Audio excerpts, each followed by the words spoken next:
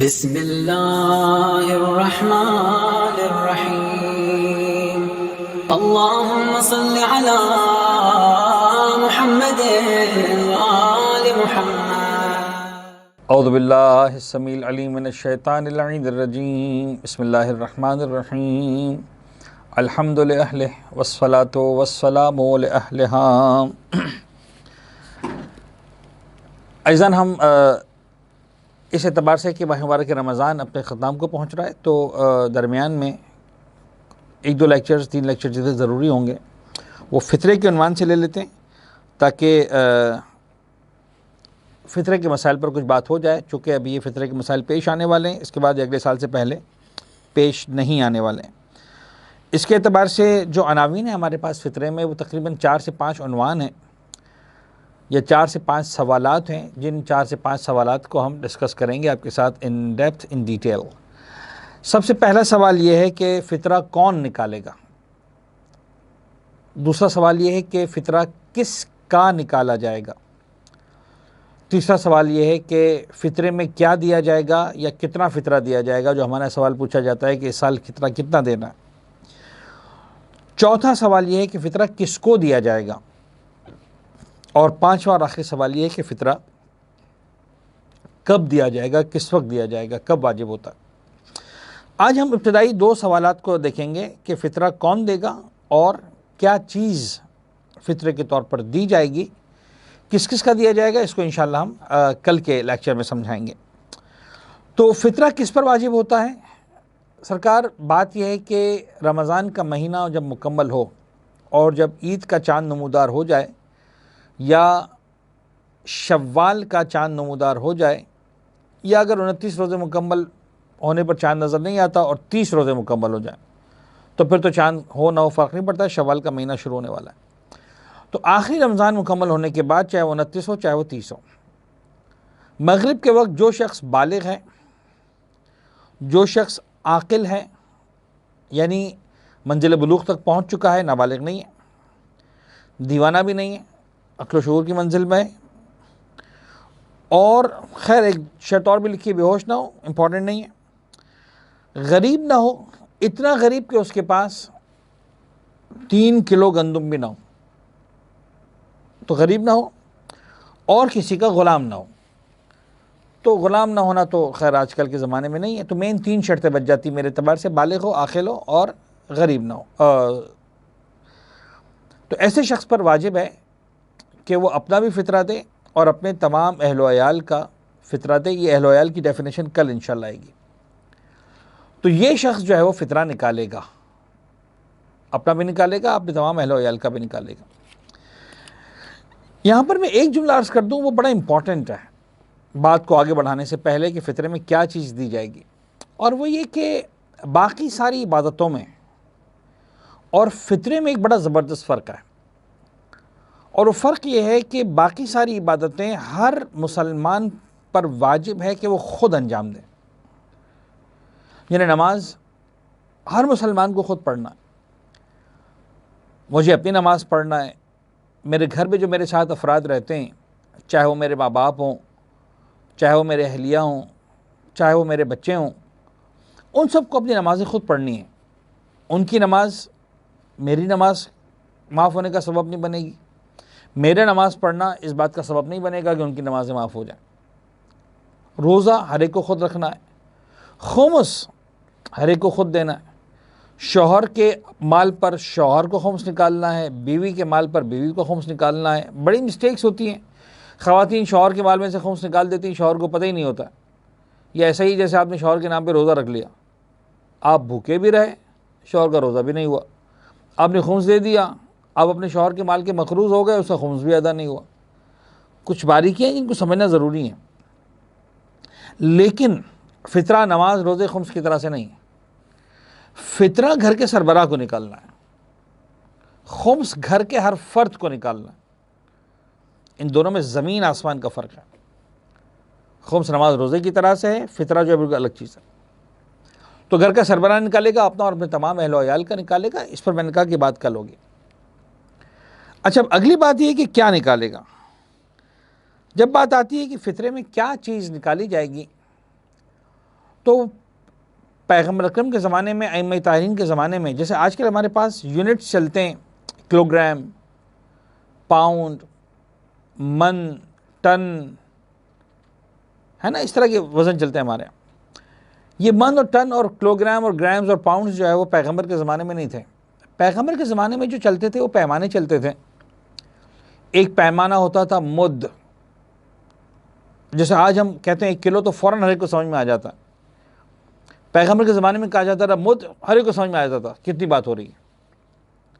اسی طرح ایک پیمانہ تھا پیغمبر کے زمانے میں صاع، صاد الف عین. ممکن ہے آج سمجھ میں نہ آئے لفظ ہم کو، لیکن پیغمبر کے زمانے میں کہا جاتا تھا، ہر ایک کو فوراً سمجھ میں آتا تھا. لیکن بہرحال جو فطرہ نکالا جائے گا وہ فی آدمی 1 صاع نکالا جائے گا، جو روایات میں پیغمبر ائمہ کی روایت میں آیا. فوری طور پر آپ سوال پوچھیں گے کہ مولانا صاحب یہ 1 صاع آج کے دور میں کتنا بنے گا؟ تو یس، بڑی ریسرچ ہے اس کے اوپر، لیکن بہرحال رزلٹ یہ ہے کہ جو وہ 1 صاع ہیں وہ تقریباً 2 کلو 850 900 اتنے 800 900 گرام تک آتی بات.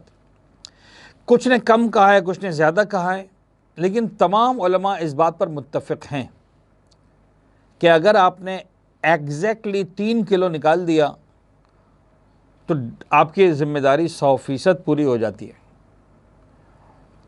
تو عام طور پر 99% کیسز کے اندر علماء یہی کہتے ہیں کہ آپ کو 3 کلو نکالنا ہے. یہ بات کلیئر ہے؟ اچھا، 3 کلو کیا نکالنا ہے؟ 3 کلو میں کیا نکالنا ہے کا جواب یہ ہے کہ اب یہاں پر 2 الگ الگ نظریات ہیں، بڑے امپورٹنٹ دونوں نظریات. ایک نظریہ یہ ہے کہ 3 کلو آپ کو جو، گندم، کھجور یا کشمش میں سے کوئی ایک چیز نکالنی ہے. یہ مرحوم آیت اللہ خوئی کا نظریہ تھا. گندم، جو، کھجور یا کشمش. اور اگر آیت اللہ خوئی سے پوچھا جائے کہ ان میں سے بیسٹ کیا ہے تو وہ فرماتے تھے کہ بیسٹ یہ ہے کہ کھجور کا فطرہ نکالا جائے. لیکن بہرحال مرضی آپ کی، آپ کھجور نکالیں، آپ گندم نکالیں، آپ جو نکالیں، آپ کشمش نکالیں. 3 کلو کی مقدار آپ کو اٹھا کر غریب کو دینی ہے. مثال کے طور پر آپ کے گھر میں آپ کے علاوہ 4 افراد اور ہیں اور آپ کو ملا کر 5 افراد ہیں، تو فی آدمی 3 کلو کا مطلب آپ کو 15 کلو. آپ چاہے 15 کلو کھجوریں دے دیں، چاہے 15 کلو گندم دے دیں، چاہے 15 کلو جو دے دیں، چاہے آپ 15 کلو کشمش دے دیں، مثال کے طور پر. یہ آپ کو نکالنا ہے فطرے کی اماؤنٹ یا فطرے کی مقدار. یہاں پر اگین ایک سوال آتا ہے، میں سوال کو پہلے لے لوں، مجھے اندازہ ہے کہ سننے والوں کے ذہن میں وہ سوال آ رہا ہوگا، لہذا اس کو ہم پہلے وضاحت کر دیں کہ کیا یہ 3 کلو گندم ہی دینا ضروری ہے، 3 کلو کھجوریں ہی دینا ضروری ہے؟ جواب یہ کہ نہیں، آپ اس کی قیمت بھی دے سکتے ہیں. بس آپ کو معلوم ہونا چاہیے کیا قیمت ہے، اور یہ بھی معلوم ہونا چاہیے کہ آپ کس قیمت پر فطرہ نکال رہے ہیں. مثلا آپ گندم دینا چاہتے ہیں زکوٰۃ کے طور پر، فطرے کے طور پر، تو گندم آپ جائیں مارکیٹ میں پوچھیں مارکیٹ میں کیا پرائس چل رہی ہے. فرض کر لیں گندم کی پرائس چل رہی ہے مثال کے طور پر for the sake of argument 50 روپے کلو، تو آپ کو 3 کلو کے حساب سے 150 روپے دینے ہیں. آپ جو دینا چاہتے ہیں، جو کی قیمت چل رہی ہے فرض کریں جناب علی 35 روپے کلو، تو آپ کو 105 روپے دینے ہیں. اور آپ یہ نیت کر کے دیں گے کہ صاحب میں 3 کلو جو کی قیمت دے رہا ہوں فطرے کے طور پر 105 روپے، 150 روپے دے رہا ہوں مثلا گندم کے لیے. فرض کریں کھجور چل رہی 100 روپے کلو مثال کے طور پر. اب پلیز مجھ سے پوچھنے مت آئیے گا کہ اتنی سستی کہاں مل رہی ہے یا اتنی مہنگی کیوں بیچ رہے ہیں، مجھے نہیں پتا 50 روپے کی کہ 200 روپے کی، مثال 100 روپے کی کھجور، تو آپ کو 300 روپے دینے. اور یہ نیت کرنی ہے کہ میں کھجور کا 100، وہ بھی 100 روپے والی، اس لیے کہ کھجور 100 روپے کلو بھی ملتی ہے، 2000 روپے کلو بھی ملتی ہے. دنیا میں ہے کھجور اجوا کے نام سے مثال کے طور پر، مہنگی کھجور ہے.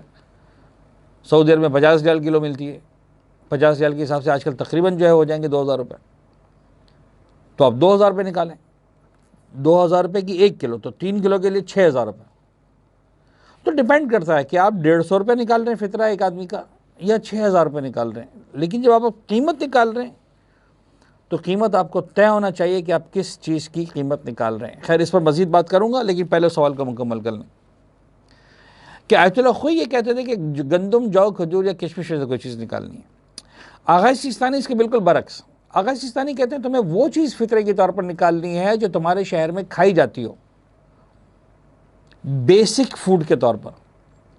اب اگر ہم پاکستان کی بات کریں تو پاکستان میں بیسک فوڈ کے طور پر یا چاول کھائے جاتے ہیں یا گندم کھائی جاتی ہے، گندم کی روٹی۔ آغا سیستانی فرماتے ہیں کہ اگر ایک چیز آپ کے یہاں بیسک فوڈ میں شامل نہیں ہے تو آپ اس کو فطرے کے طور پر نہیں نکال سکتے۔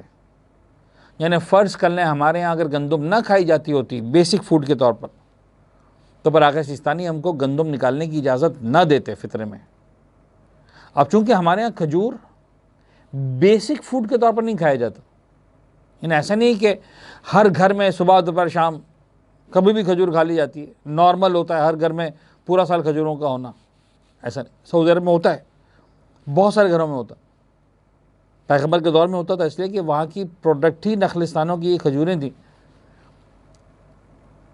یا جو تھی یا گندم تھی۔ ہمارے یہاں مثلا چاول، تو آغا سیستانی کے اعتبار سے اگر آپ فطرہ نکالیں گے تو آغا سیستانی فرماتے ہیں کہ آپ کو جو ہے وہ، یعنی یہ تمام علماء نے پرمیشن دی ہے، تو گندم سمجھ لیں کہ بہت بیسٹ ہے۔ پھر آپ امام خمینی کی بات کریں، آغا خامنئی صاحب کی بات کریں اور بزرگان کی بات کریں، اگر آپ گندم نکالتے ہیں خوئی کے اعتبار سے بھی سیکیور ہیں، سیستانی کے اعتبار سے سیکیور ہیں، باقی علماء کے اعتبار سے بھی آپ سیکیور ہیں۔ لیکن آپ کو پتہ ہونا چاہیے آپ کس پرائز کی نکال رہے ہیں۔ فرض کریں آپ کی مارکیٹ میں دو طرح کی گندم اویلیبل ہے، ایک گندم ہے مثال کے طور پر 40 روپے کلو، ایک گندم ہے 60 روپے کلو، تو آپ کی مرضی ہے، آپ 40 والے نکالیں 60 والے نکالیں۔ اگر آپ گندم دے رہے تو گندم خرید کے دے دیں گے، پھر تو اگلے کو پوچھنے کا رائٹ ہی نہیں۔ لیکن اگر آپ پرائز دیں گے تو آپ کو پتہ ہونا چاہیے میں 40 والی گندم کے اعتبار سے 120 روپے نکال رہا ہوں، یا 60 والی کے اعتبار سے 180 روپے نکال رہا ہوں مثال کے طور پر۔ یہ انڈرسٹینڈنگ کلیئر ہونا ضروری ہے۔ تو آپ جس چیز کا فطرہ نکالیں گے، جس چیز پر فطرہ نکالیں گے، وہ ہوگی گندم، جو، کھجور، کشمش، آغا سیستانی کے اعتبار سے، آغا خوئی کے اعتبار سے، سیستانی کے اعتبار سے چاول بھی چلے گا، کھجور بھی، اپنا یہ گندم بھی چلے گی۔ آپ چاول نکالنا چاہتے ہیں، چاول ویری کرتا ہے، 50-60 روپے کلو بھی ہوتا ہے، 150-200 روپے کلو بھی ہوتا ہے، شاید 250-300 روپے بھی کلو ہوتا ہے۔ ایک غلط فہمی جو مشہور ہے کہ صاحب وہ نکالو جو تمہارے گھر میں کھایا جاتا ہے، نہیں، یہ ضروری نہیں ہے، آپ اس سے کم کوالٹی کا بھی نکال سکتے ہیں فقہی مسئلے کے اعتبار سے۔ اخلاقی اعتبار سے شرافت یہی ہے کہ آپ وہی نکالیں جو آپ کے گھر میں کھایا جاتا، کہ غریب کو بھی کھانے کا موقع ملے۔ بلکہ میں آپ کو بتاؤں کہ بعض روایات کے اعتبار سے ایک ورڈ ہمارا استعمال کیا جاتا ہے، دیٹ از انشورنس پریمیم۔ آپ یقین جانیں روایتوں کا خلاصہ پڑھ کے اندازہ ہوتا ہے کہ یہ فطرہ بھی انشورنس پریمیم ہے۔ اچھا کیوں ہے؟ فطرہ کا مطلب کیا ہے؟ اصل میں آپ دیکھیں گے توضیح المسائل میں بھی تو آپ کو نظر آئے گا زکوٰۃ فطرہ، فطرہ جان کو کہتے ہیں، فطرت، زکوٰۃ فطرہ یعنی تم اپنی جان کا فطرہ نکال رہے ہو، اپنی جان کی زکوٰۃ نکال رہے ہو۔